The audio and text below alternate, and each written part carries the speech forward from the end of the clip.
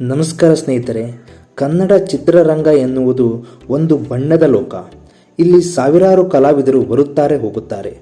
ಕೆಲವರು ಸ್ಟಾರ್ಗಳಾಗಿ ಮಿಂಚಿದ್ದರೆ ಇನ್ನು ಕೆಲವರು ಪೋಷಕ ಪಾತ್ರಗಳಲ್ಲಿ ದಶಕಗಳ ಕಾಲ ನಟಿಸಿ ಜನರ ಮನಸ್ಸಿನಲ್ಲಿ ಉಳಿಯುತ್ತಾರೆ. ಆದರೆ ಈ ಬಣ್ಣದ ಲೋಕದ ಹಿಂದಿನ ಕಹಿ ಸತ್ಯ ಒಂದು ಆಗಾಗ ನಮಗೆ ಎದುರಾಗುತ್ತಲೇ ಇರುತ್ತದೆ.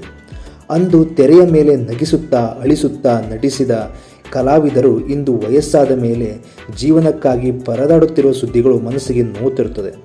ಅಂತಹದ್ದೇ ಒಂದು ಮನಕಲುಕುವ ಕತೆ ಕನ್ನಡದ ಹಿರಿಯ ನಟಿ ಲಕ್ಷ್ಮೀದೇವಿಯವರದ್ದು. ಬರೋಬ್ಬರಿ 90 ವರ್ಷ ವಯಸ್ಸಾದರೂ ಮೈ ಕೈ ನಡುಗುತ್ತಿದ್ದರೂ ಇಂದಿಗೂ ಅವರು ಕ್ಯಾಮರಾ ಮುಂದೆ ನಿಂತು ಬಣ್ಣ ಹಚ್ಚುತ್ತಿದ್ದಾರೆ. ಇದು ಅವರ ನಟನಾ ಪ್ರೀತಿಗಿಂತ ಹೆಚ್ಚಾಗಿ ಅವರ ಹೊಟ್ಟೆಪಾಡು ಮತ್ತು ಔಷಧಿಯ ಖರ್ಚಿಗಾಗಿ ಎನ್ನುವುದು ನಿಜಕ್ಕೂ ವಿಷಾದನೀಯ. ಯಾರು ಈ ಲಕ್ಷ್ಮೀದೇವಿ? ಹಳೆಯ ಚಿತ್ರಗಳನ್ನು ನೋಡುವವರೆಗೆ ಲಕ್ಷ್ಮೀದೇವಿ ಅವರ ಮುಖ ಪರಿಚಿತ. ಡಾಕ್ಟರ್ ರಾಜ್ಕುಮಾರ್ ಸೇರಿದಂತೆ ಅಂದಿನ ದಿಗ್ಗಜ ನಟರ ಜೊತೆ ನೂರಾರು ಚಿತ್ರಗಳಿಗೆ ಅವರು ನಟಿಸಿದ್ದಾರೆ. ನಾಯಕಿಯ ಪಕ್ಕದ ಗೆಳತಿಯಾಗಿ, ತಾಯಿಯಾಗಿ, ಅಜ್ಜಿಯಾಗಿ ಸುಮಾರು 600ಕ್ಕೂ ಹೆಚ್ಚು ಸಿನಿಮಾಗಳಲ್ಲಿ ಸಕ್ರಿಯರಾಗಿದ್ದವರು. ಭಕ್ತ ಕನಕದಾಸ, ಬಂಗಾರದ ಮನುಷ್ಯ ಅಂತಹ ಕ್ಲಾಸಿಕ್ ಸಿನಿಮಾಗಳಿಂದ ಹಿಡಿದು ಇತ್ತೀಚಿನ ಸಿನಿಮಾದವರೆಗೂ ಅವರ ಪಯಣ ಸುದೀರ್ಘವಾಗಿದೆ. ಕೇವಲ ಸಿನಿಮಾ ಮಾತ್ರವಲ್ಲದೆ ನಾಟಕ ರಂಗದಲ್ಲೂ ಅವರು ದೊಡ್ಡ ಹೆಸರು ಮಾಡಿದವರು. ಸಾಮಾನ್ಯವಾಗಿ 90 ವರ್ಷ ಎಂದರೆ ವಿಶ್ರಾಂತಿ ಪಡೆಯುವ ವಯಸ್ಸು. ಮಕ್ಕಳು ಮೊಮ್ಮಕ್ಕಳ ಜೊತೆ ಸುಖವಾಗಿ ಕಾಲ ಕಳೆಯಬೇಕಾದ ಕಾಲ. ಆದರೆ ಲಕ್ಷ್ಮೀದೇವಿ ಅವರ ಪಾಲಿಗೆ ಅದು ಅಷ್ಟು ಸುಲಭವಾಗಿಲ್ಲ. ಇತ್ತೀಚೆಗೆ ಸಾಮಾಜಿಕ ಜಾಲತಾಣಗಳಲ್ಲಿ ಮತ್ತು ಸಂದರ್ಶನಗಳಲ್ಲಿ ಅವರ ಸ್ಥಿತಿ ಕಂಡು ಕನ್ನಡಿಗರ ಕಣ್ಣು ಒದ್ದೆಯಾಗಿದೆ. ಅವರಿಗೆ ಬರುವ ವೃದ್ಧಾಪ್ಯ ವೇತನ ಅಥವಾ ಅಲ್ಪ ಸ್ವಲ್ಪ ಆದಾಯ ಯಾವುದಕ್ಕೂ ಸಾಲುತ್ತಿಲ್ಲ. ಮುಖ್ಯವಾಗಿ ಅವರ ಆರೋಗ್ಯ ಸ್ಥಿತಿ ಹದಗೆಟ್ಟಿದ್ದು ಪ್ರತಿ ತಿಂಗಳು ಸಾವಿರಾರು ಔಷಧಿ ಬೇಕಿದೆ. ಆ ಔಷಧಿ ತೆಗೆದುಕೊಳ್ಳಲು ಹಣವಿಲ್ಲದೆ ಅವರು ಇಂದಿಗೂ ಕೆಲಸ ಹುಡುಕುತ್ತಿದ್ದಾರೆ. ಸಂದರ್ಶನವೊಂದರಲ್ಲಿ ಅವರು ಹೇಳಿದ ಮಾತುಗಳು ಎಂತಹ ಕಟುಕ ಹೃದಯವನ್ನು ಕರಗಿಸುವಂತಿದೆ. ನನಗೆ ಅಭಿನಯಿಸುವುದು ಅಂದರೆ ಇಷ್ಟ ನಿಜ, ಆದರೆ ಈಗ ನನಗೆ ನಟನೆಯ ಅನಿವಾರ್ಯತೆ ಇದೆ. ಮಾತ್ರೆ ತಗೊಳ್ಳೋಕ್ಕೂ ದುಡ್ಡಿಲ್ಲ, ಬಾಡಿಗೆ ಕಟ್ಟಬೇಕು, ಯಾರ ಮುಂದೆಯೂ ಕೈ ಚಾಚೋಕೆ ಇಷ್ಟವಿಲ್ಲ. ಹಾಗಾಗಿ ಯಾರಾದರೂ ಕೆಲಸ ಕೊಟ್ಟರೆ ಮಾಡ್ತೀನಿ ಎನ್ನುತ್ತಾರೆ ಈ ಹಿರಿಯ ಜೀವ.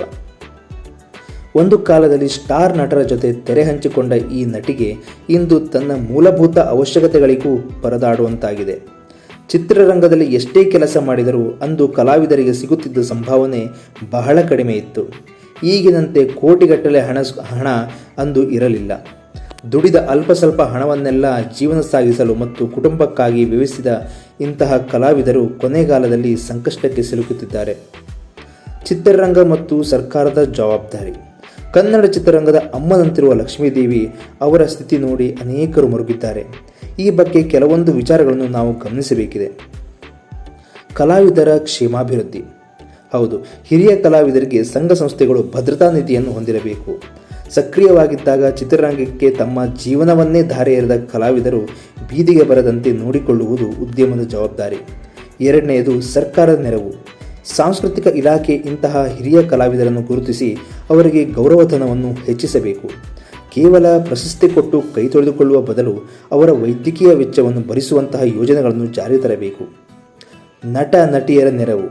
ಈಗಾಗಲೇ ಕೆಲವು ಸ್ಟಾರ್ ನಟರು ಇಂತಹ ಕಲಾವಿದರಿಗೆ ಸಹಾಯ ಹಸ್ತ ಚಾಚಿದ್ದಾರೆ. ಆದರೆ ಇದು ಕೇವಲ ಒಬ್ಬಿಬ್ಬರ ಜವಾಬ್ದಾರಿಯಾಗಬಾರದು. ಅಭಿಮಾನಿಗಳ ಹಾರೈಕೆ.